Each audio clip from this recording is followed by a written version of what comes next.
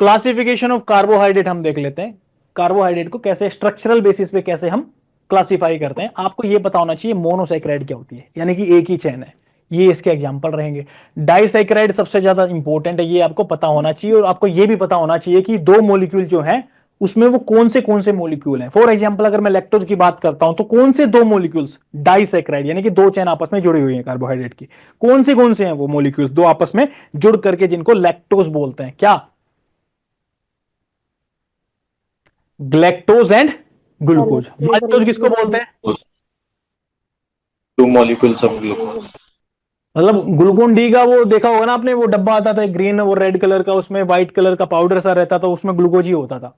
मतलब माला माल बिल्कुल ग्लूकोज ही ग्लूकोज है। और माला माल से मेरा मतलब है माल्टोज, जिसके अंदर ग्लूकोज और ग्लूकोज ही होता है। ठीक है, अब यहां से थोड़ा सा याद रख लेना, इसको कंफ्यूज मत होना। ये पता होगा तो कम से कम ये ग्लूकोज और ग्लूकोज किसी और में नहीं डालोगे, कम से कम ये तो फिक्स हो जाएगा अपना। कंफ्यूजन रहेगा किसमें? बाकी में रहेगा। देखते हैं सुक्रोज में क्या आएगा। Glucose and fructose. ठीक है, अब इसमें कंफ्यूजन क्या होता है ना, इसमें हो जाता है कई बार। माल्टोज जो है इसमें भी ग्लूकोज और ग्लूकोज है, और सेलोबायोज जो है इसके अंदर भी ग्लूकोज और ग्लूकोज है। यहां से क्वेश्चन आ जाता है, ये पूछते हैं कि माल्टोज के अंदर अल्फा 1,4 लिंकेज मिलता है कि बीटा 1,4 लिंकेज मिलता है? माल्टोज में अल्फा मिला। माल्टो सबसे पहले पढ़ा है हमने, माला माल की बात कर रहे हैं तो अल्फा देंगे, बीटा बीटा नहीं है। ये क्या है हमारा? ये अल्फा है। कौन? माल्टोज। यानी कि ग्लूकोज ग्लूकोज जो दे रहा है उसमें ग्लूकोज और ग्लूकोज के मॉलिक्यूल के बीच में कौन सा लिंकेज है? अल्फा 1 इस मॉलिक्यूल का है और फोर्थ वाले से उससे जुड़ रहा है, तो अल्फा 1,4 लिंकेज है। जबकि सेलोबायोज के अंदर बीटा 1,4 लिंकेज है। लेकिन मॉलिक्यूल दोनों ही ग्लूकोज और ग्लूकोज के हैं दोनों कंडीशंस में। ठीक है, ये बात याद रहेगी, क्वेश्चन पूछा गया है, इसको याद रखना। इससे सिंपल तरीके से नहीं बता सकता हूं, डायरेक्ट क्वेश्चन यहां से बना हुआ है। ठीक है, शायद स्लाइड में ना मिले बट ये क्वेश्चन पूछा गया है एग्जाम में। चलिए जी, सुक्रोज भी देख ही लो अब। तो ग्लूकोज और फ्रक्टोज, अब देखो एक बात तो क्लियर हो रही है, ये हम डाइसैकेराइड जो भी पढ़ रहे हैं इनके अंदर ग्लूकोज तो सब में मिल रहा है। लैक्टोज में भी है, माल्टोज में भी है, सुक्रोज में भी है और सेलोबायोज में भी है। तो ये तो कंफ्यूजन दूर हुआ कम से कम। तो आज के बाद ये जो चार नाम सामने आए तो ये तो दिमाग लगाना ही नहीं है कि ग्लूकोज और वो दो मॉलिक्यूल कौन से हैं। एक ही मॉलिक्यूल ढूंढना है सिर्फ। क्या? सिर्फ एक मॉलिक्यूल, क्योंकि बाकी चारों में ही ग्लूकोज तो सब में ही है। अब दूसरा मॉलिक्यूल देखते हैं खाली। लैक्टोज में लैक्ट और ग्लैक्ट याद रहेगा, लैक्ट के साथ ग्लैक्ट लगाना है, ग्लूकोज तो सब में ही है। डाइसैकेराइड की बात कर रहा हूं, लैक्ट के साथ चलो ग्लैक्ट आएगा। बनते जाती है, तुमने मना नहीं करी जगह। प्लीज अपना माइक म्यूट कीजिए, अपना माइक म्यूट रखा करें प्लीज। ग्लूकोज सब में ही है, लैक्टोज के साथ, ग्लूकोज के साथ साथ कौन सा मॉलिक्यूल आ जाएगा? ग्लैक्टोज। लैक्ट और ग्लैक्ट हमेशा याद रहना चाहिए। अब माल्टोज वाला तो हमने ऐसे ट्रिक से याद कर लिया, ग्लूकोज और ग्लूकोज ही है, मतलब दूसरा मॉलिक्यूल भी ग्लूकोज ही है इसके अंदर। सुक्रोज में क्या है? ग्लूकोज तो है ही, साथ में सुक्रोज के साथ फ्रक्टोज याद रखना है आपको। सुक्रोज के साथ क्या याद रखना है? फ्रक्टोज याद रखना है। ये यहां से क्वेश्चन पूछे जाते हैं, बहुत ही सिंपल सा आंसर जाता है, थोड़ा सा कंफ्यूजन की वजह से क्वेश्चन गलत करके आ जाते हैं, तो ये चीज याद रहनी चाहिए। और सेलोबायोज के अंदर भी ग्लूकोज और ग्लूकोज ही है, तो सेलोबायोज और माल्टोज में अल्फा कौन है? माल्टोज। माल्टोज है। कौन सा बॉन्ड है उनके अंदर? अल्फा 1,4 लिंकेज है। जबकि सेलोबायोज के अंदर 1,4 ही है बट बीटा 1,4 है। ठीक है, ये चीज आपको याद रहनी चाहिए। ट्राइसाइक्राइड में कम से कम आपको ये मिनिमम है, ये रेफिनोज वाला एग्जांपल रहना चाहिए याद, जिसमें ग्लूकोज तो इसके अंदर भी है लेकिन साथ के साथ इसमें ये लैक्टोज वाला ग्लैक्टोज ले लिया यहां से, और फ्रक्टोज कहां से उठाया? सक्रोज वाला फ्रक्टोज ले लिया। ठीक है जी, अब पूछूंगा सारे के सारे ये।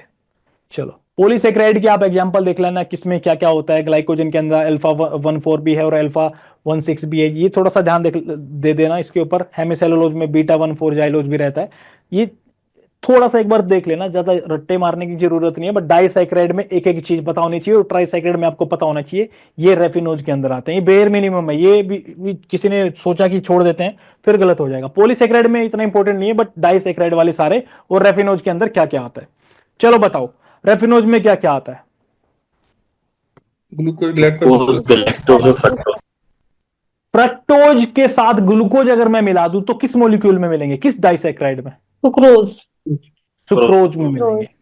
अगर गलेक्टोज को ग्लूकोज से मिला दूं तो लैक्टोज। लैक्टोज मिलेगा।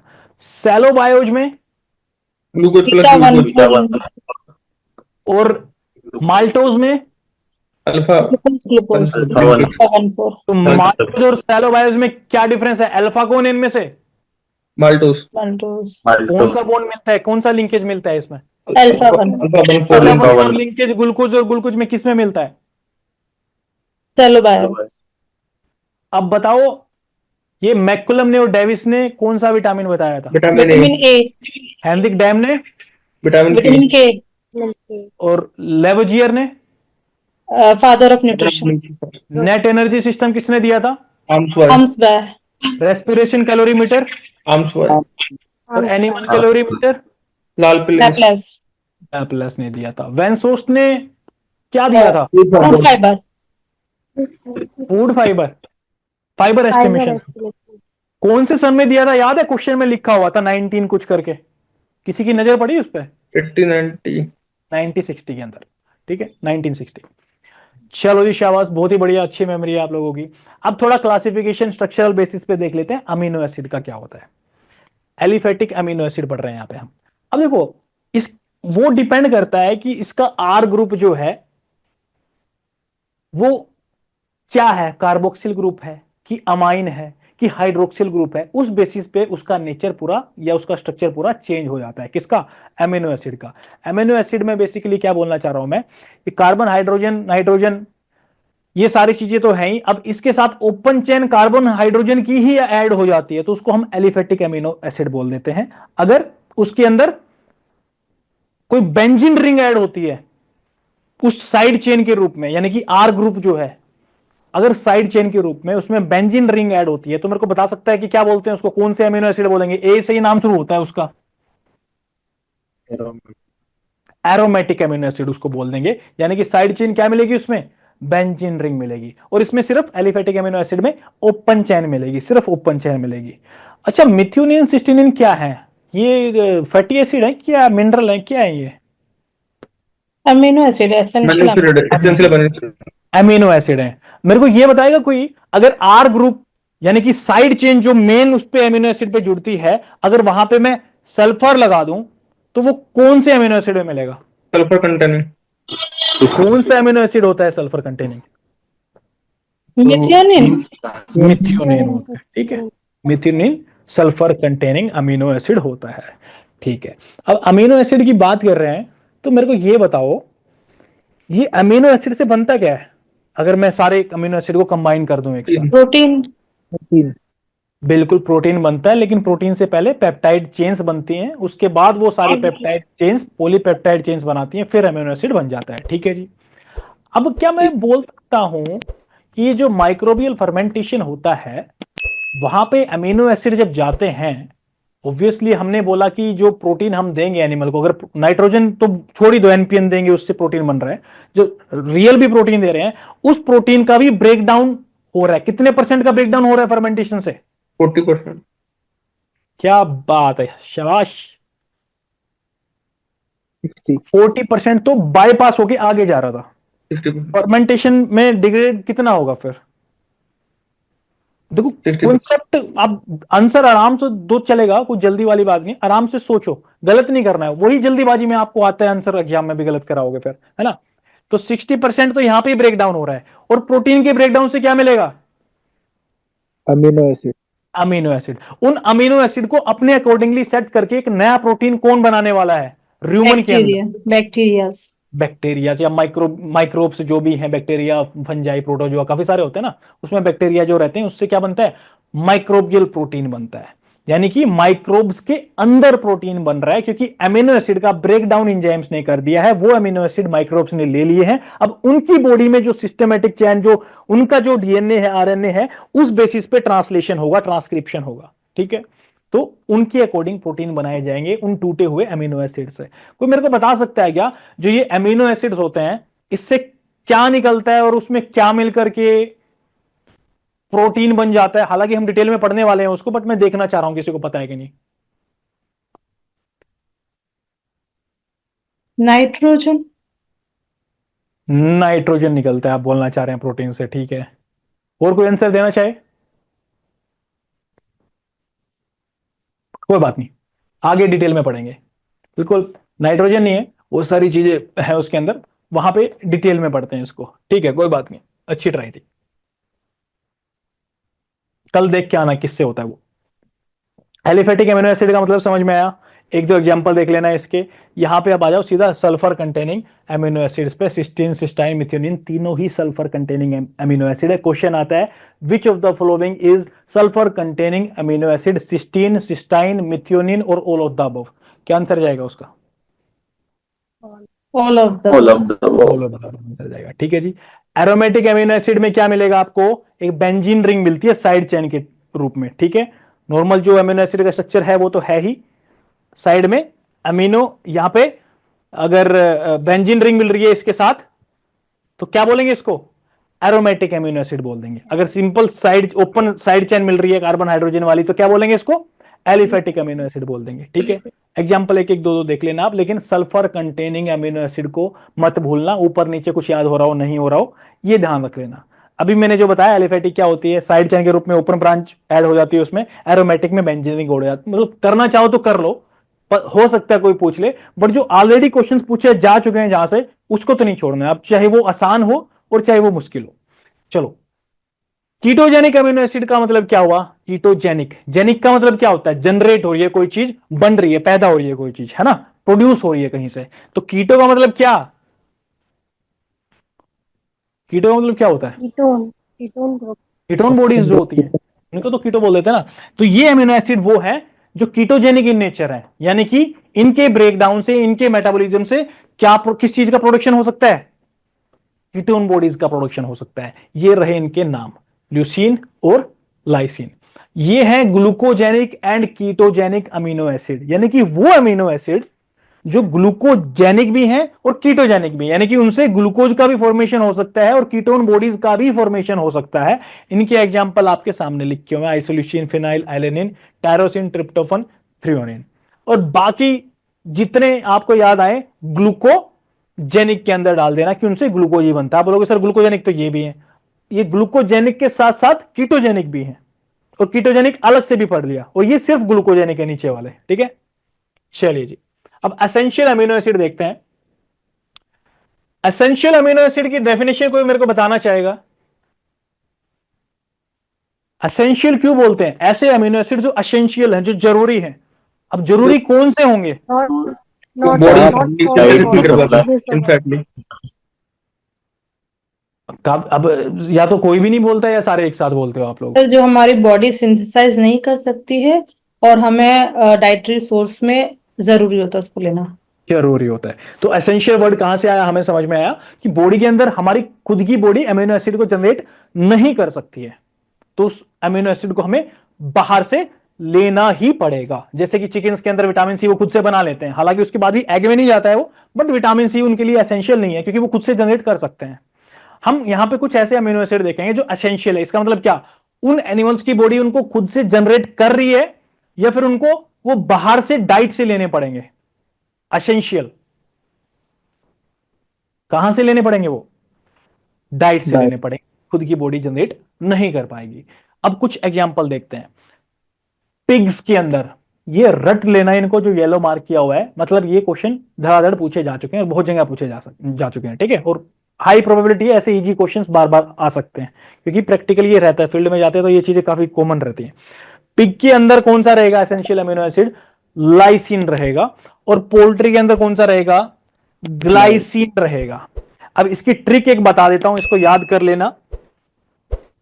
लाइसिन और ग्लाइसिन थोड़ा बोलने में एक जैसे लग रहे हैं ना, लाइसिन ग्लाइसिन, एक जी तो ऐड हो रहा है बेसिकली। चलो स्पेलिंग में बोलोगे सर उसमें सी है, इसमें ऐसे, डजेंट मैटर, बोलने में एक जैसे लग रहे हैं ना लाइसिन और ग्लाइसिन।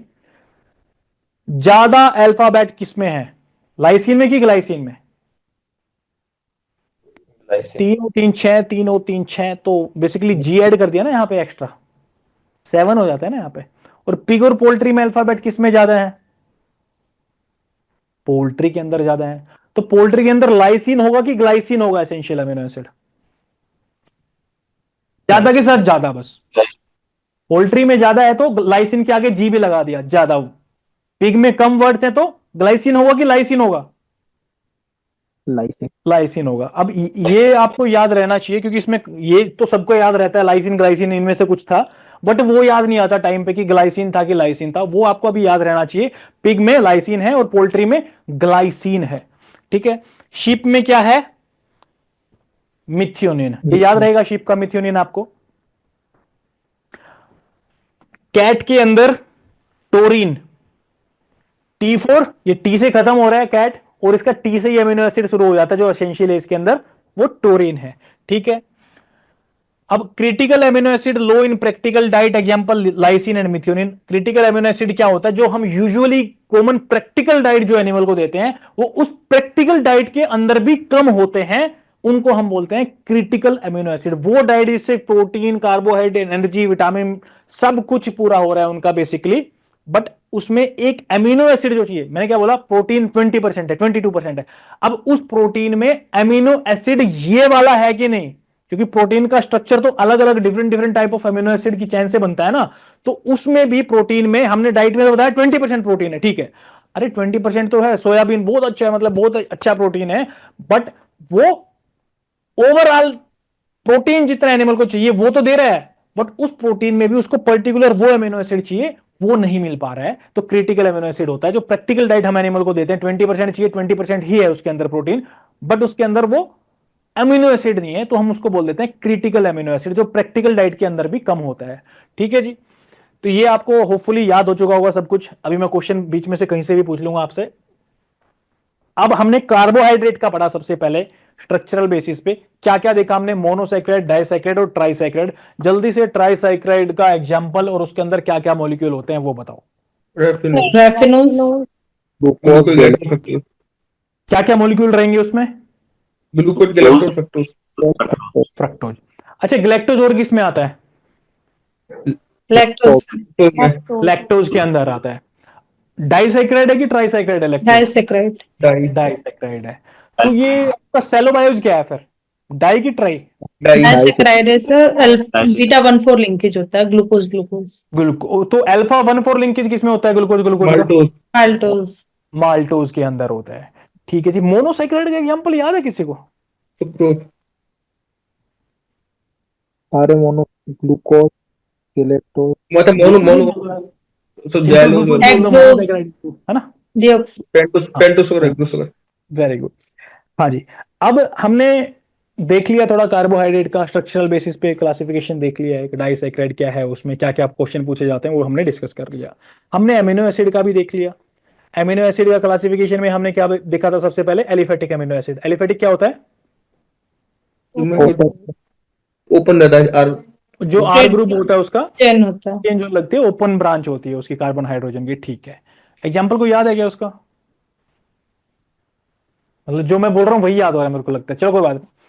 एरोमेटिक अमीनो एसिड में R group, benzene group, benzene group, ring. ठीक है। उसका कोई एग्जांपल याद है क्या? Tyrosine. Tyrosine, phenylalanine. Alanine, phenylalanine. चलिए, अब सबसे इंपॉर्टेंट, सर एक सल्फर एसिड साइक्लिक कंटेनिंग भी तो होता अमीनो है। एसिड।